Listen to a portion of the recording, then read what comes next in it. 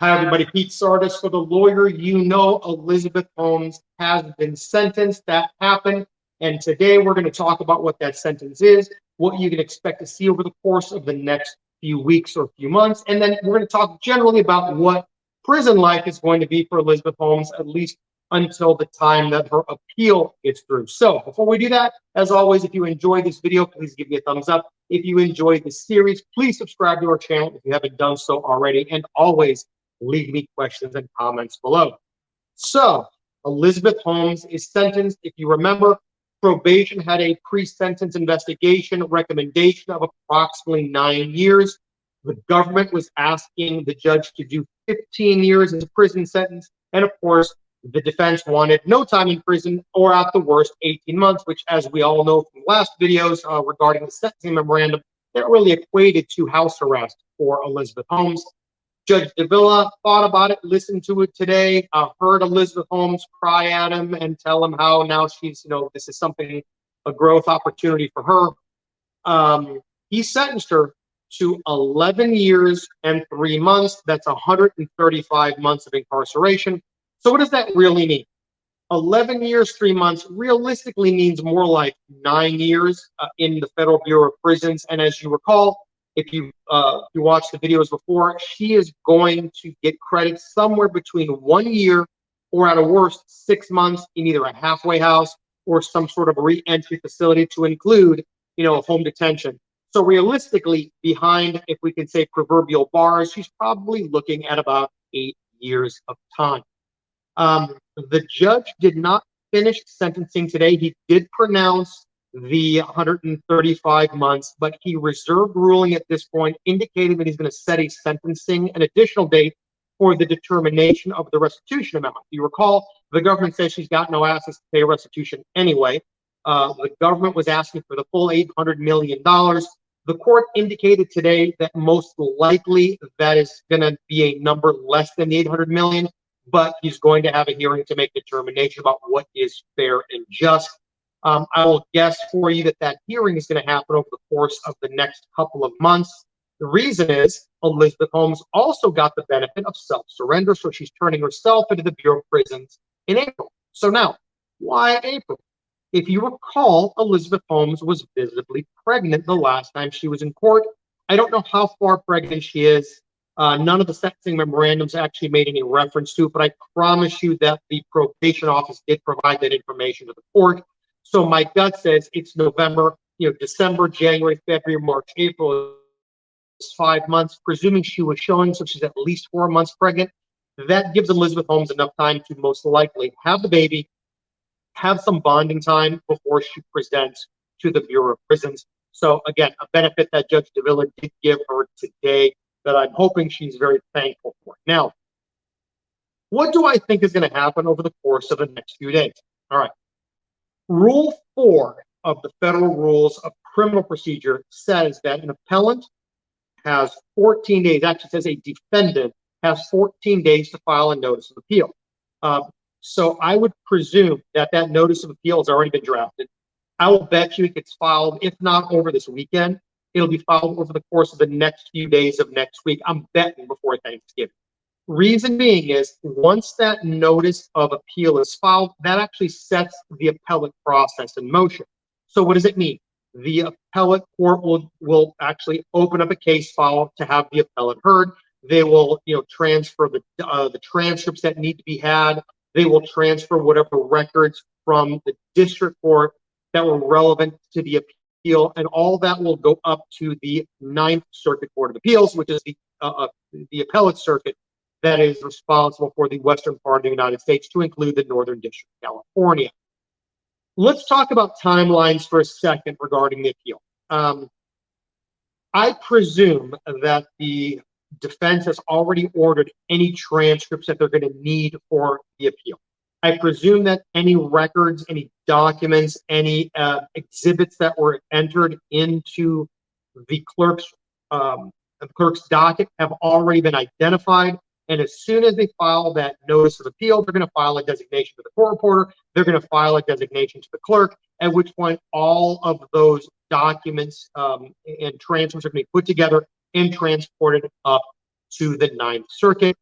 The Ninth Circuit will then issue a briefing schedule, which basically says, this is when we're supposed to have the record by. At that point, this is what triggers the defendant's initial brief. It normally takes, 30, give or take, days after we get that initial briefing schedule is when the defendant's brief is due. Could the defense ask for an extension? Yeah, it's possible. But all of that, I think, is going to depend on whether or not the next motion that I think is going to be filed is granted. I believe that the defense is going to file a motion for a supersedious bond. And what that means is Elizabeth Holmes' lawyers are going to be requesting the court to allow her to remain out of custody until the resolution of her appeal.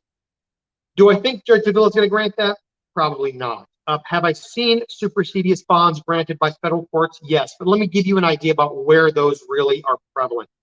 If she would have gotten a sentence like 18 months or a year or 2 years, something like that, I can see the court issuing an order granting a supersedious bond because by the time that her appellate process is done, she will have served the majority of her time, if not all of it, at which point, if she were to win any issue on appeal, it would be futile for her because she's already done the time. I do believe that you're going to see the motion and they're going to say something effective. She's been out on bond since this trial started, almost 4 years. She was out on bond pending sentencing, which she has been a model, probatee, and she's got 2 kids, and we're going to file this big fancy appeal brief, Judge, and there's a good chance she's going to get a retrial. That's what I anticipate we're going to see. The government's going to say something to the effect of, no, we oppose this. At this point, we don't think that the chances of this trial being overturned and that her conviction is overturned or the indictment is dismissed at the appellate level. So she should, in fact, start serving her prison sentence. I believe Judge DeVille is going to make her show up to federal prison sometime in April and deny that motion. Now, let's kind of walk through it a little bit more for the appellate process. Then I'll talk about her prison experience, at least at the beginning. Once the defense files their initial brief, and I promise you, even though they can ask for an extension of time, in cases like this, you normally don't, especially with high-profile clients, especially when there's money backing them. That's still the Evans family. They're going to want to get this appellate brief done. I would not be surprised if they've already started planning the appellate brief and they've at least done the research that they need to do to get the Ninth Circuit case law that is relevant. As you know, there was some relatively recent, it's been about a year now, cases that were white-collar defendants very similar to Elizabeth Holmes that got reversed, and some, a huge change in the appellate the case law in the Northern District of California. So, they're going to be hanging their hat on those cases. So I think you're going to see their briefs come in relatively quickly. After that, the government normally has 30, and I'll just tell you, normally 60 days to reply. And why do I say that? Even though the appellate court has a briefing schedule, especially government lawyers, they've got a lot of things on their plates. So sometimes, and frankly, oftentimes, they will ask for an extension of time in order to be able to produce a brief. Now, is that a guarantee? No, it's not. And because this is a high-profile case, and the lawyers from the United States Attorney's Office have done, I think, a very wonderful job of producing very quality briefs. Not that other lawyers don't, but really the depth and breadth of the quality of the pleadings that we've seen from the government are very good. So I presume that they're probably, because this is a high-profile case, are going to want to get that appellate, their reply brief, which is what it's called. Actually, scratch that. The answer brief is what theirs is called. They're going to get that in relatively quickly. Once that's done, again, there's a period of time, about 20 days, for the defense to file a reply brief, which means they get the last word for whatever the government's arguments were. In opposition to their initial brief, they get a chance to kind of respond to that. I anticipate that the lawyers for Elizabeth Holmes are going to ask for an oral argument. In federal court, you have the right to ask the court to hear oral arguments on an appeal. So the appellate briefs are all filed. The appellate judges, law clerks will process those briefs. They'll check the case law. They'll give briefs to their judges so they know kind of what the law is based on everybody's arguments, at which point, before the appellate panel makes a decision about what their result is going to be, what their what their appeal and their appellate, I should say, their opinion is going to be. They have the ability, meaning the defense lawyers, to go and ask them to have an oral argument so that the lawyers can actually come before the court live at the Ninth Circuit and either argue or answer questions about the briefs, the law, how it applies to this particular set of facts. There is a good chance that they're going to file a request for one. There's a good chance that the Ninth Circuit is going to grant it, so they very well may have an opportunity to speak before the appellate judges, before an appellate opinion is issued. Now, after that briefing schedule is done and the oral arguments are heard, really not a formal timeline. I will submit to you all that a year is not an unreasonable benchmark for a criminal appeal to go through the process, meaning from the times that they file their notice of appeal all the way through to the courts rendering a final opinion, a year is not unheard of. Sometimes 8 months, sometimes 14, depending on how busy the court is and how complex the issues are. But I'm guessing it's going to be about a year before we have something back on Elizabeth Holmes from the Ninth Circuit. Here's what could happen. Let's presume best case scenario for Elizabeth Holmes. The appellate court says this indictment is flawed. Something's wrong procedurally. The interest of justice. There's a miscarriage of justice. Or it's bad. They could dismiss the indictment. She goes free. Chances of that happening? Possible? Always possible. Probable? No, I don't think so. Now, the lesser of the possibilities is a new trial, meaning the appellate court determines that something that happened during the course of Elizabeth Holmes' trial was fundamentally unfair or outside of the interest of justice, and it requires a new trial, at which point they can send the whole case back, and Elizabeth Holmes and the government go back to court, pick a new jury, and start all over again. Is that a possibility? Yes, I think that is a possibility, especially in the Ninth Circuit, which is a little bit more of a liberal circuit throughout the country. It is possible that could happen. Again, is it probable? No, I don't think it's probable, but there's a better chance than them dismissing the indictment.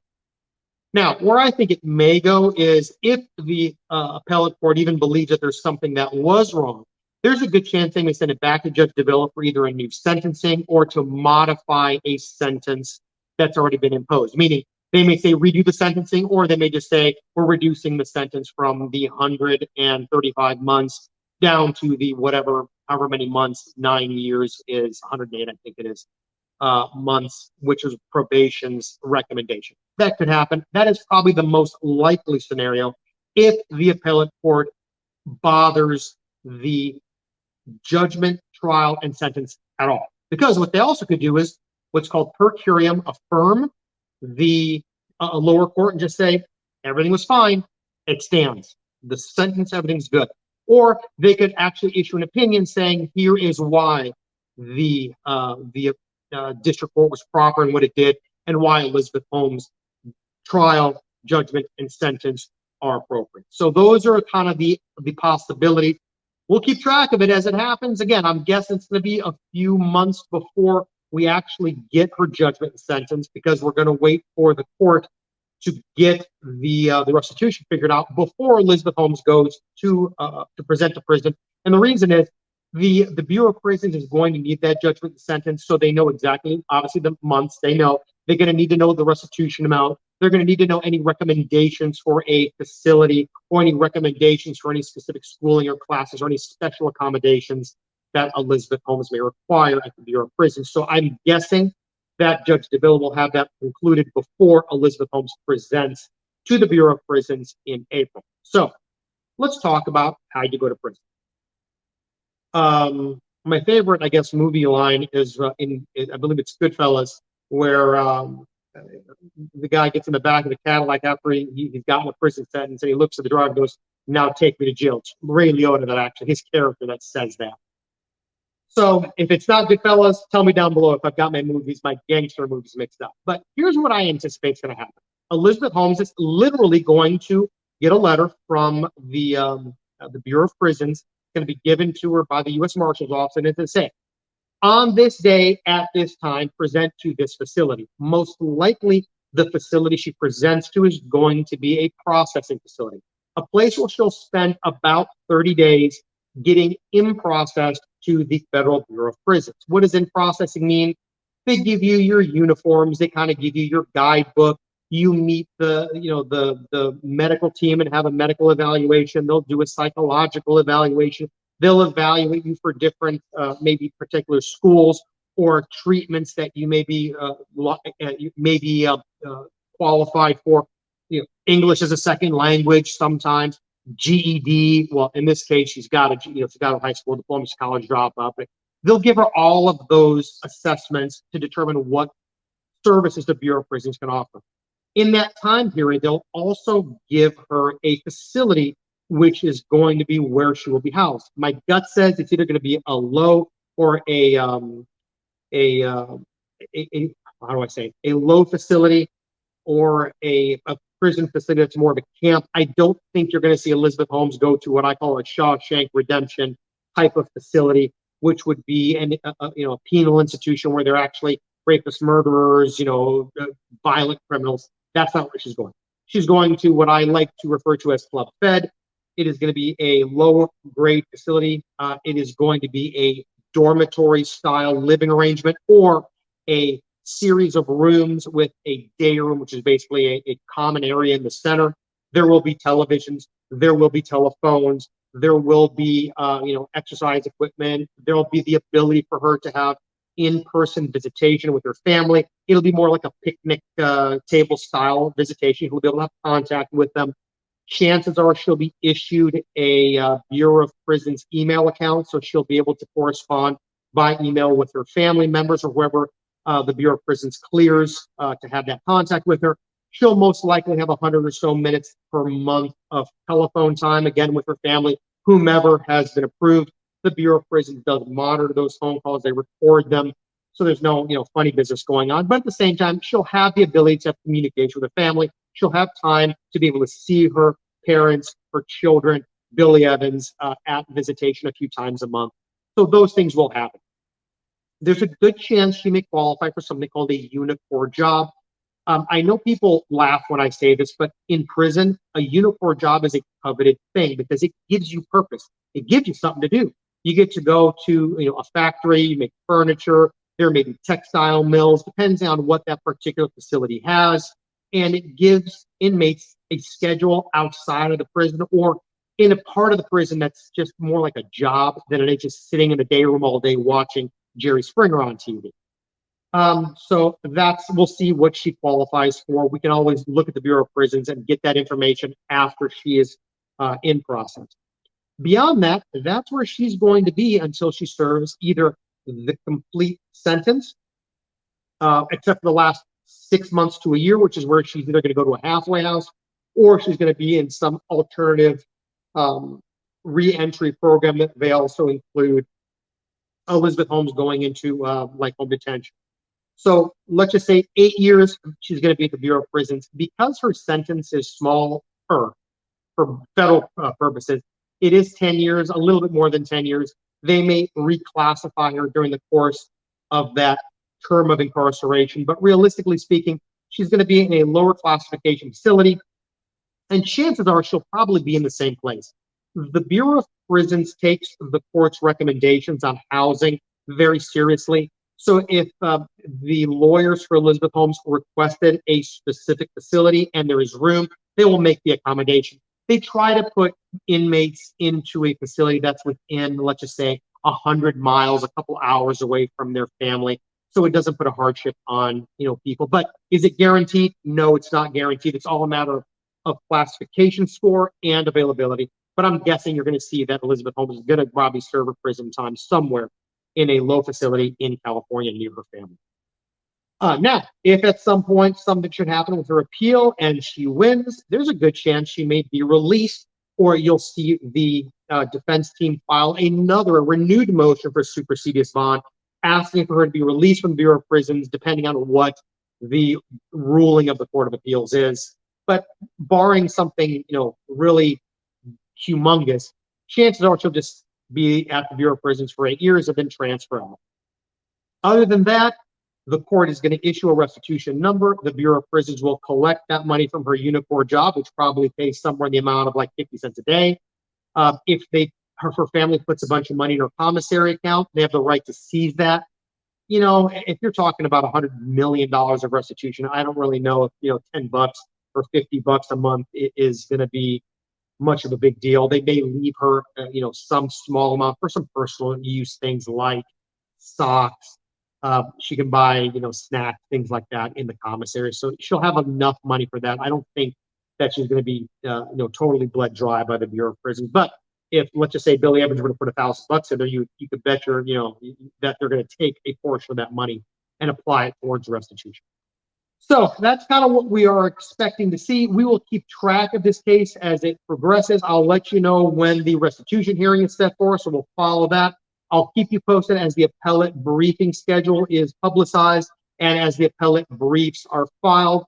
So for now, that's all there is. If you have any questions or comments, please leave them down below. Let me know if you have specific questions about the appellate process in the federal criminal system, or if you have specific questions about how this restitution hearing is going to play a role. Anything that I can answer for you, just let me know and we'll take care of that. But for now, thank you for following the Elizabeth Holmes trial portion of this saga. It's not over yet. We still have, like I said, the restitution amount. We still have the appellate process. Sunny Balwani is going to be sentenced here coming in December, so we'll follow that. So a lot of stuff is going to happen. And I'm probably going to wind up picking another case to follow, cryptocurrency. Maybe we'll make some decisions here in the next week or so. Probably after Thanksgiving, we'll start doing those.